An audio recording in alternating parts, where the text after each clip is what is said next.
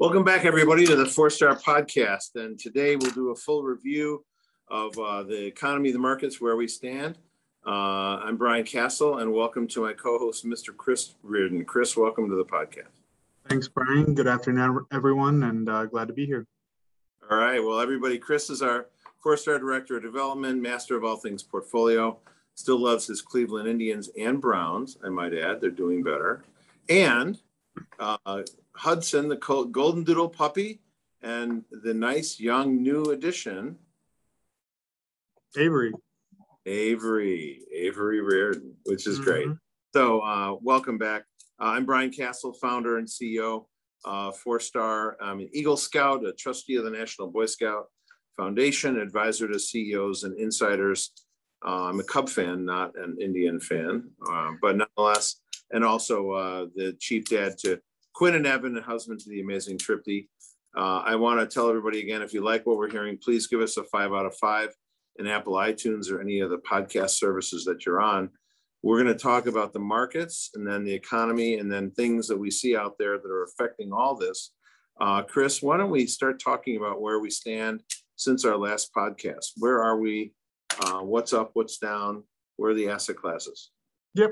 So not a whole lot of change, actually, from the last podcast. We still have domestic equities in the number one position, 319 tally scores, unchanged. It's unchanged from the last podcast. The movement, actually, in the second position, we saw some movement. Commodities, it moved down 2 points from the last podcast to 263. International equities in third was at 238 tally points, and that's unchanged. Fixed income in fourth, 119 tally points, +1 from the last podcast. Cash is in fifth, 97 tally points, and that was unchanged. And currencies was still in last place. It did gain 1 tally point, and it's at 49. So not a whole lot. We did see commodities weaken a little bit. There's a lot of different factors, which we'll talk about a little bit later in the podcast, that could be happening. With some of it has to do with China and other certain aspects going on around the world. So, but overall, it's been relatively stable. So it's been good. So it's interesting. The last couple of weeks have been a lot of turmoil. We've had big things going on the border, the aftermath of the Afghanistan thing. Markets have been a little volatile based on that. And then this week, of course, as well. Now, China's outlawing cryptocurrencies now for their people. So that's really volatile. So even with all that volatility, we saw very little movement in aggregate within the groups. Yeah, I mean, even with, you also had the Chinese big developer who may possibly go bankrupt. There's a lot of major factors out there, but even beyond that, I mean, the market today, it's been relatively flat. Yesterday, we had a big upwards move, so it's remains relatively strong. Yeah, and this group, Evergrande, developer in China, was apparently going to pay their big payment, which was the big issue yesterday, and it turns out that they didn't. So now there's a big issue that they may actually go bankrupt, and the Chinese government's going to let them go. So it's confusing as to what's going to happen there. But even with all that turmoil, a little bit of movement up and down, we don't see much movement. And that just kind of highlights the fact that it's important to kind of see the whole picture and understand what your strategy is and how much risk you're taking. And sometimes just because there's news and highlights and lowlights, if you will, it doesn't mean the markets are really moving or reacting to it. Yeah, no, I think that's a good point. I mean, I think, if you were not paying close attention yesterday, you would have thought maybe the markets would be, crashing or going down because of this Evergrande news. But in reality, they went up once again due to the fact that I think people thought they were going to make their payment that was due yesterday. And then today we're seeing a little bit of a pullback as a repercussion from what happened. So, I think there's a lot of moving parts going on right now, and it's not only in the U.S., it's global. So there's so many different aspects of it. I think that, it's important to pay attention. It's important to, I think, also remain calm. There's going to be some volatility, I think, over the next couple of months, once again, both the downside and upside. So I think it's, remain calm and just, if you have a process, follow it. And that's what we're doing. Well, and meanwhile, our market's going back up, back to the levels of last week. So, I think things are okay. We are seeing some weirdness in companies because of the trends relating to labor and COVID still. FedEx, labor intensive business, missed earnings. So that stock got crushed. And Disney, their interactive isn't doing as well as they thought, and the parks aren't completely fully populated yet. So they have been hurting as well. So that's kind of what we're seeing in the markets right now. Technology is acting a little bit better. Things like that. Not much news there, right, Chris? No, yeah. I mean, I think you saw Nike would be another highlight. I think they had earnings either after the close yesterday or this morning, and they missed heavily as well. So there's definitely been some misses from the earnings that have come out so far this quarter. But yeah, I mean, I think overall, we've just kind of been in this slump. And I think the volatility that spiked has mostly been driven by events. I think people are really sensitive to this Evergrande. They're sensitive to the Federal Reserve, what they're going to do. There's a couple, events and I would say aspects out there that the markets are really keyed in on. And depending on which way things go, we'll see an injection of volatility one way or the other. Yes. So let's turn to the economy, Chris. I know you've got numbers on jobless claims and homes and things like that. So let's review those. Yeah, so the jobless claims numbers came out for last week, which was the week of September 17th. They were down slightly, 16,000, or they were up slightly, 16,000 to a seasonally adjusted 351,000. So that's up from 335,000 the week prior. Overall, kind of a non-factor. It's still right near pandemic lows. So I would say overall that's relatively good news. We've kind of seen that still remain flat. So we still have hiring is still strong there. Existing home sales on the flip side, they dropped 2% in August. So we're starting to see the housing market cool a little bit. It dropped 2% in August from July, so month over month. And then year over year, so August of this year from August of last year, it was down 1.5% existing home sales. So overall, that's the first time we've really seen a year-over-year decrease since June of 2020. So which is really kind of towards the very beginning of the pandemic that it's the first time we've really seen slow down. Overall, I think that, that's makes sense. I mean, the housing market has to slow down a little bit. And I think it's healthy. I think it's healthy to see it take a little bit off here and there. Everything was on a tear. Yep. Yeah, so cool off a little bit. I think that'll actually help the housing market in the long run. The Federal Reserve came out and, as is typical, Chairman Powell gave a speech. The Fed's only done that in recent decades. In the 70s, they would never even talk to the public. They would just issue their words. Now they give a big speech. So the speech was the taper is coming soon, meaning they're going to pull back from some of the assistance, and then expecting rates to rise in 2022, and then further tapering into 23 as well. So they're preparing to get us out of the pandemic. And we're wondering, though, they keep saying inflation is transitory and temporary, but yet these are the kind of moves you would do if you were worried about inflation, because so much money is in the economy. So by pulling back on some of the assistance and pulling back on some of the easing that's out there, then maybe that would also tamp down inflation. So whether they're worried about it or not, they're taking policies that say that they could be worried about it, and they're not talking about it. We don't really know. But August inflation, as we talked about in the last podcast, was up 8% year over year. That's the worst number since 1981, which was the aftermath of the 1970s inflation era. So those are not, that doesn't sound transitory to me. I guess, is it 1 year is considered long-term, or I don't know. I'm not even sure, but it's not really short-term. We've had inflation for a whole year now. And we're only a couple weeks out now from the ending of the benefits that were coming, the extra unemployment benefits. And there's some other smaller assistance programs that were part of COVID.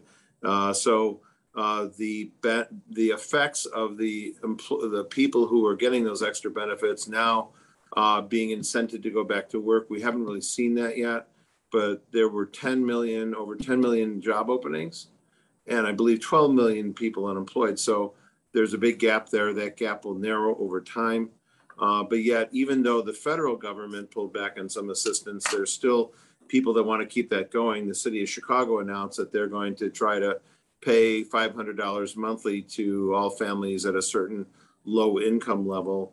And so that's a whole theory. Do you continue to pay people assistance or not?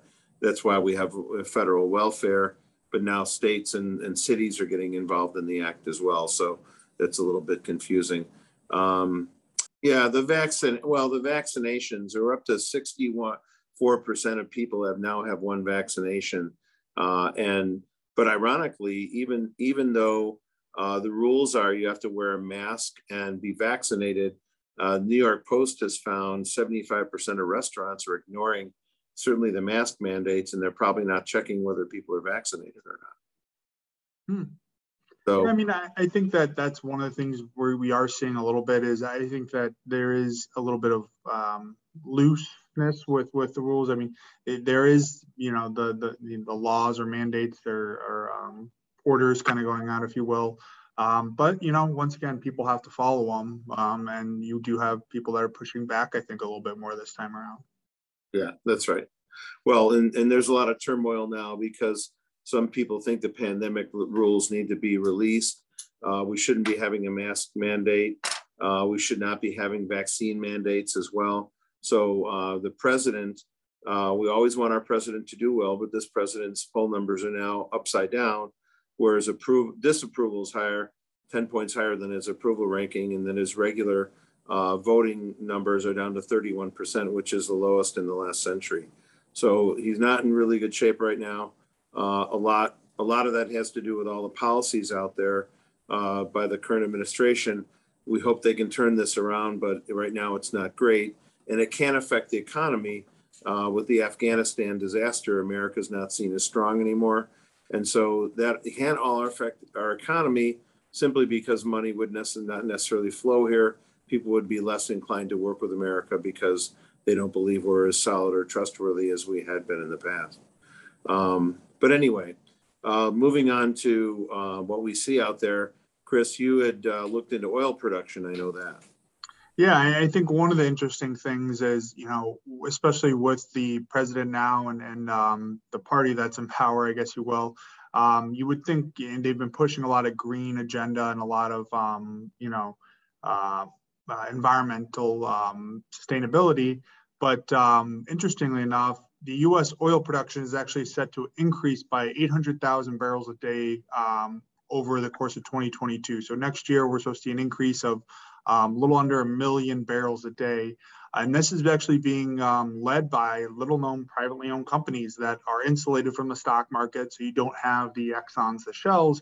You have these kind of small rigs that are doing fracking. They're doing, this revolutionary oil rig. Drilling, and we're set to increase by almost 1 million barrels, which is pretty incredible. And I think it's one of those things that highlights that even with a presidency or a political party in power, you still have the market, you still have competitive companies.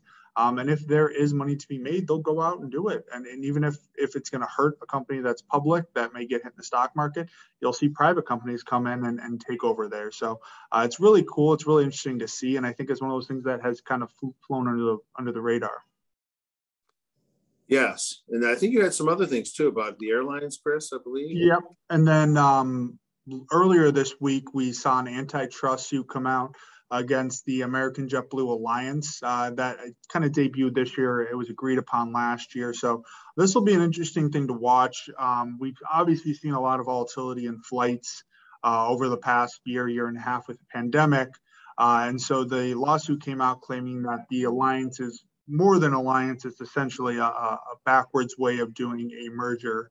And if this happened, it could diminish the competitiveness of the air travel industry. JetBlue is obviously known as a more cheaper alternative, a more discount, if you will, airline. American's one of the big airlines, and they're obviously much larger than JetBlue. So It's really interesting. A lot of people looked at it as a way of, is it a way for American to kind of skirt the rules and laws that would forbid a merger between American and JetBlue, or an acquisition of JetBlue by American? Is this a way for them to kind of get around that? So it'll be interesting to see if it holds up. I think there's merits on both sides, so we'll see kind of what happens in the courts. Yeah, usually when there's an alliance like that, it's just like a merger, because they can lower costs, and but they don't have to own each other, essentially. So yeah, and some of the highlights of it, I mean, they do have their own separate companies still, but some of the highlights were they could offer their flights. So you could go to the American website and book a JetBlue flight, things like that, and they would kind of market flights from the other company on their own website. So there's a lot of nuances to it, but we'll see kind of how it shakes out. It'll be interesting because that could revolutionize this if it does pass muster. Right. Interesting. What else, Chris? You had a few other things, I think. Yeah, and I think one of the things to highlight with the we talked about kind of fracturing some of the relationships is the U.S. actually just agreed to a new deal between Australia and the UK. And what this is an arms agreement to sell submarines to Australia, nuclear powered submarines.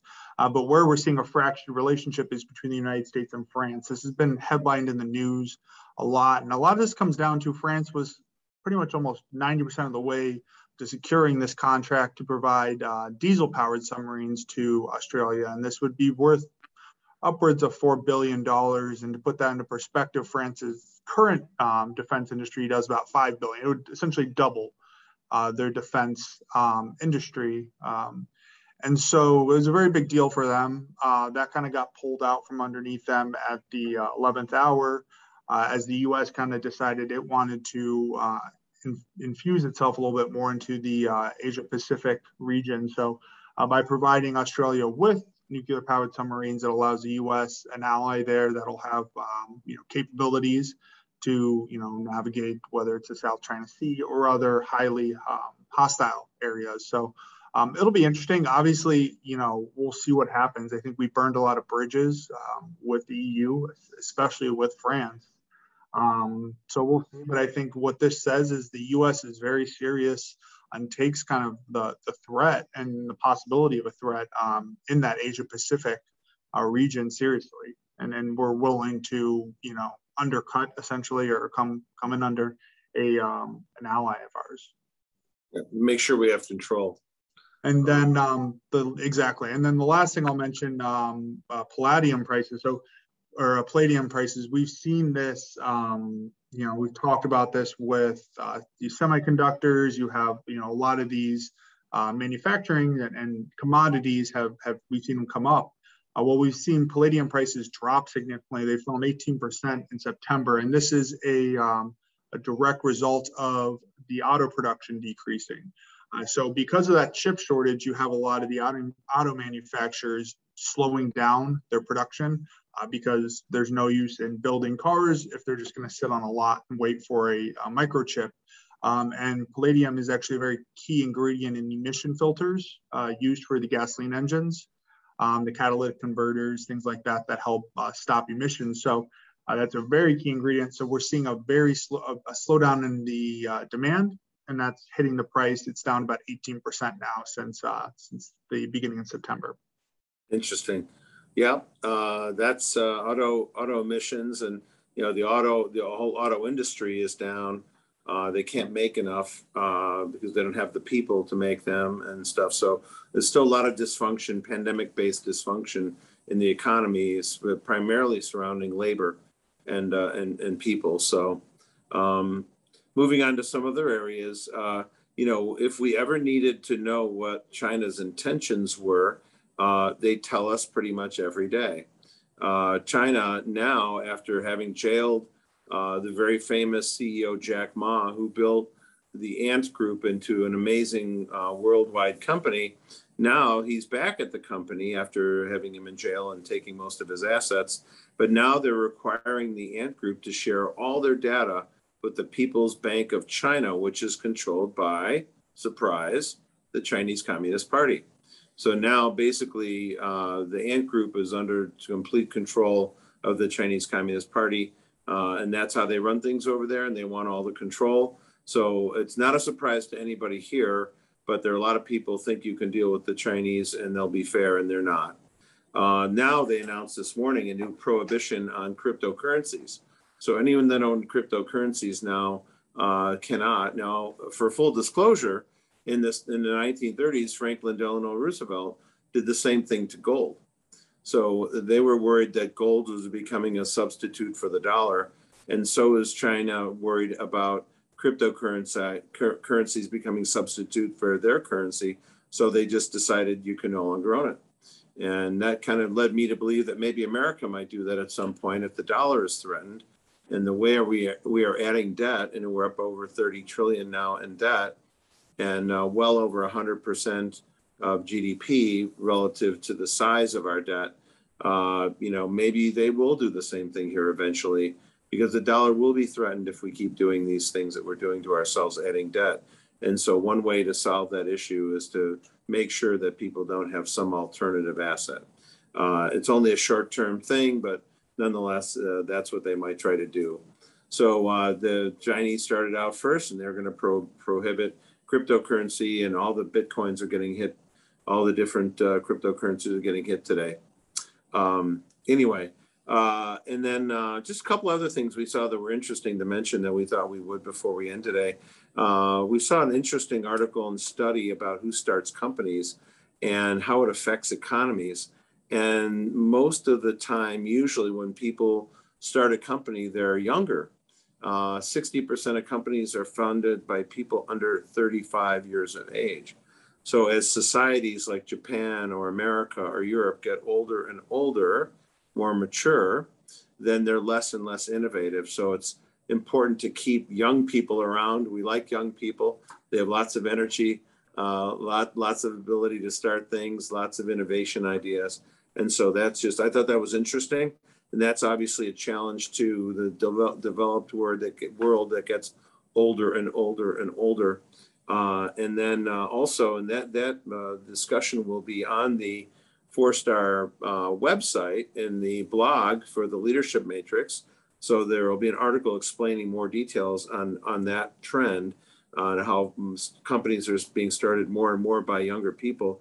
And also another really interesting article about the barriers to change and behavioral change. And there's a whole study on that as well.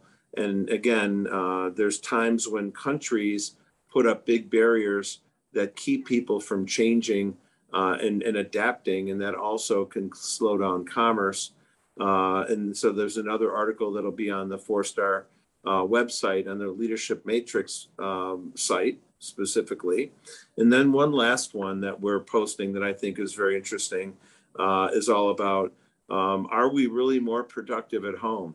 So now after a year or so of many people working at home on Zoom like we are right now, now people are going back to the office. Some people don't want to. Then some companies were going to go back, and now they're not going back for a little while or to the beginning of next year. And so, maybe it isn't always positive to go and work at home. There are certainly, we've seen depression and lack of productivity, a lot of different things that happen to some people when they work at home. And so there's a long University of Chicago study and an article about that issue, all the positives and negatives of working at home. A lot of it has to do with your personality. Some people love to work at home. They love to work alone. They don't need people around them. Other people do need people around them and need to be in a collaborative environment. So we posted some really interesting things to look at relating to incentives, how people respond to incentives, how we live our lives and how it affects us economically, and how we succeed or not in the economic world in a competitive environment. So a lot of interesting stuff there, Chris. Yeah, fascinating. I mean, I think we continue to evolve. I think it's really interesting to kind of look, in retrospect, look internal and see kind of how can we innovate, how can we really develop and continue. I think that's the key with when you look at capitalism, when you look at how we're going to evolve to the future. I think we need to continue to have revolutionary ideas. So it'll be really cool to see kind of, how this evolves going forward. It will. Well, great. Well, I think that's all we have for today. Let's leave it there. Thanks, everybody, for being together with us on the 4-Star podcast.